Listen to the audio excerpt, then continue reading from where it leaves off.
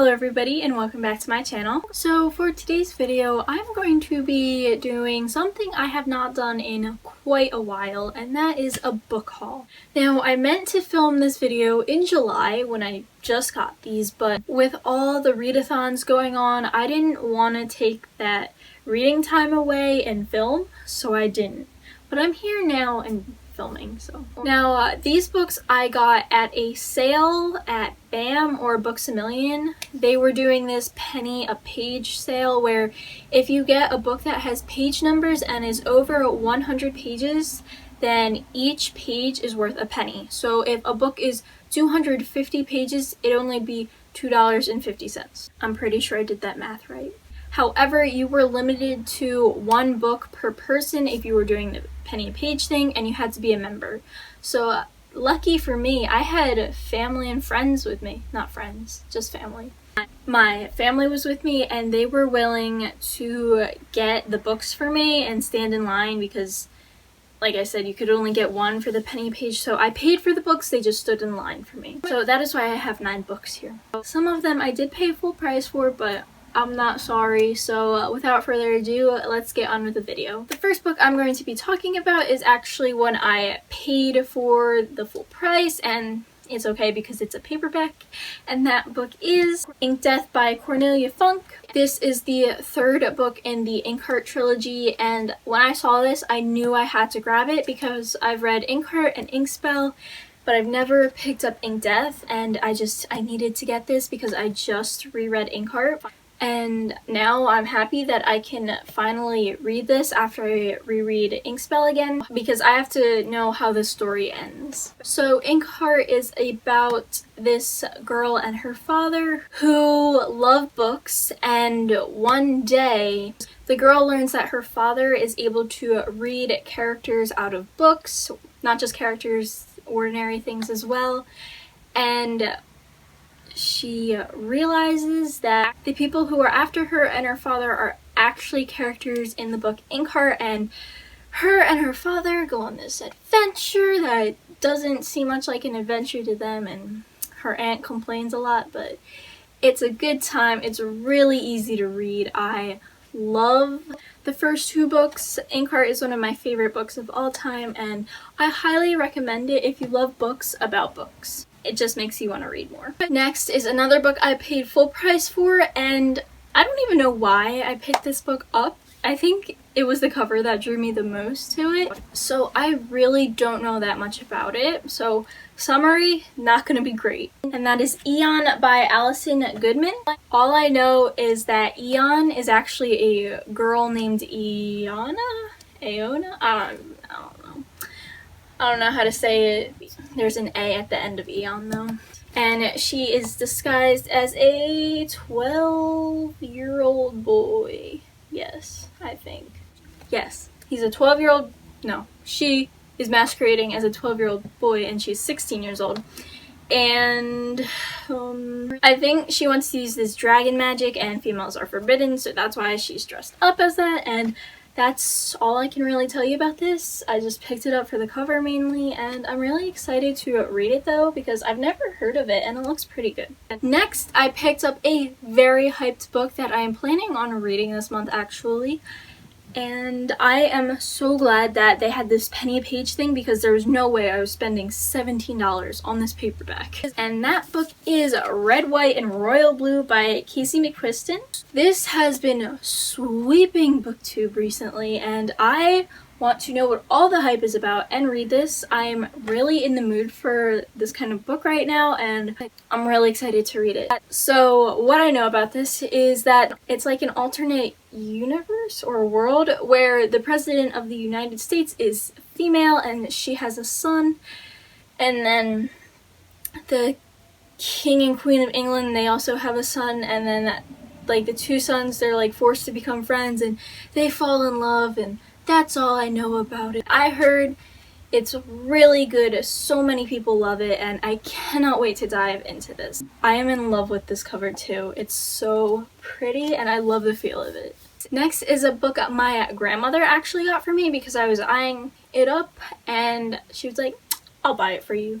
And I'm like, oh, thank you. And this was another book that I have no clue what it's about. I just picked it up. It looked good.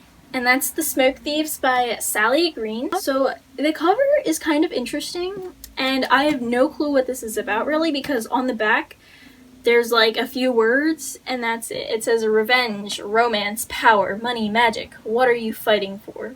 And then I saw a blurb from one of my favorite authors, Morgan Rhodes. It says, Sally Green's The Smoke Thieves is full to overflowing with dark magic, marvelous mayhem, heart-stopping action, and delicious forbidden romance. I want more. So within that little blurb, forbidden romance was what really caught me, because I love that trope when two characters cannot be together, but they love each other. So I'm very excited to start this. This is another one I'm going to be planning to read this month. So while this sale was going on, it was during the biannual Bibliothon week readathon,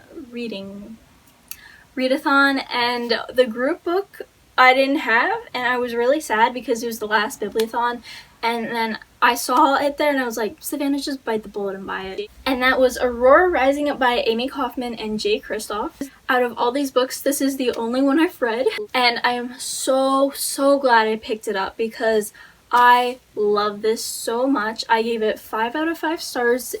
I talk about it in my reading vlog for the biannual Bibliothon readathon, and I gush about it. I found this so easy to read, and it just sucks you in, and I like the cast of characters. There was one character that I was not big on. I don't know, I just didn't really care for her that much, but overall I really like the cast of characters, and this follows a space crew, I guess you can call them, and there is a girl named Aurora who has been like stopped in time. So she's over 2 centuries old in this, but she's like a teenager still. She was frozen in time, so everything is different for her, and she has to figure out what the heck is going on because people are coming after her, and the team is like trying to figure out what the heck is going on. I just love this so much. There was a ship pairing in here. I wanted it to happen so badly. I was obsessed, which is why I kept reading, and the 2 characters that I was shipping, I loved their chapters so much. I just devoured them, and it was so funny, and I love this book. It's one of my new favorite sci-fi books, even though I haven't read that many, I know. But out of the few that I have, definitely this is my favorite so far. And I know some people don't like it, but I don't see why, because I found it really entertaining. So, I mean, your opinion is your own. Okay, the next book, it was actually on the sale table, so it was only like $5. And that was The Flame in the Mist by Renee Audier. I read her other 2 books, The Wrath and the Dawn and The Rose and the Dagger, and I love them so much. They're some of my favorite books. So when I saw that this was only $5, I grabbed it because that is such a steal. And I don't know that much about this. I mean, I've seen it so much on BookTube, but it's like died down from what it used to be. But I just know when this first came out, there was a lot of hype surrounding it, but I think it's like Asian inspired. That's all I know. The next book I grabbed was King's Bane by Claire Legrand, and this is the sequel to Furyborn. Now, I'm not going to tell you if I read Furyborn in July yet because my Reading Rush vlog is up and I talk about that book in there, so I'm really not going to go into too much detail of whether I read it or not. You'll have to find out and watch. But I had heard really good things about Furyborn and then really good things about Kingsbane, so I was like, okay, I'll pick it up. If I really like Furyborn, I can dive into this when the reading rush is over, if I have time. You know, I have a lot of crazy things to do, so. But Furyborn follows 2 queens, and they're like separated by 1,000 years, and the 2 queen stories like interconnect and weave somehow, so that's what Furyborn is about. And Kingsbane obviously follows those events, I'm pretty sure. and I got this for the penny a page thing. Next, I picked up Ghosts of the Shadow Market by Cassandra Clare, Sarah Reese Brennan, Maureen Johnson, Kelly Link, and Robin Wasserman. Now, these are the novellas that occur before Queen of Air and Darkness, I'm pretty sure. And I wanted to read these before I read Queen of Air and Darkness, so right now I am planning on rereading the entire Shadowhunter book, so wish me luck. And hopefully I will be getting to this soon. I don't want to say too much about this, or I don't know that much about this actually, but I can't say anything about the Dark Artifices trilogy because there's so many spoilers. There's just so much stuff going on, so just know that this takes place in the Shadowhunter world, and some of the events in here happened before Queen of Air and Darkness, or at least that's what I've heard. And we finally got into the last book. Good, because I'm very tired right now. And that is Daisy Jones and the Six by Taylor Jenkins Reid.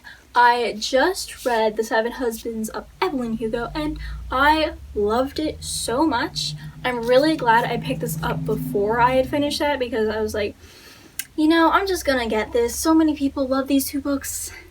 They can't be wrong, right? So I grabbed it and I got it for a penny a page because this is $27 if you just bought this at the store on any day, and I'm sure it'd probably be like $17 on Amazon. So I got this for like, let's see, $300. Wow, I'm not spending that much money on a book. $3, something around $3, and I was just really happy about that. So I know that this book is a book about a band, and it's told in interviews of how the band broke up, and it's set back in the day. Not sure what E's we're talking about, 90s, 80s, no clue, but it's back in that day. I'm really excited to read this because I've heard nothing but good things about it, and I've heard a lot of people recommend the audiobook. So what I was thinking of, I was going to listen to the audiobook and read along while it's playing if my library has it, because sometimes I use Overdrive. So I'm hoping my library has this, otherwise I really don't know what I'm gonna do. So those are all the books I got weeks ago, and I finally hauled them for you guys. And I just wanted to tell you one more thing. I will not be hauling books for a little bit. Right now I'm saving up for a camera because I really want to grow my booktube channel, and I feel like a camera is the next step.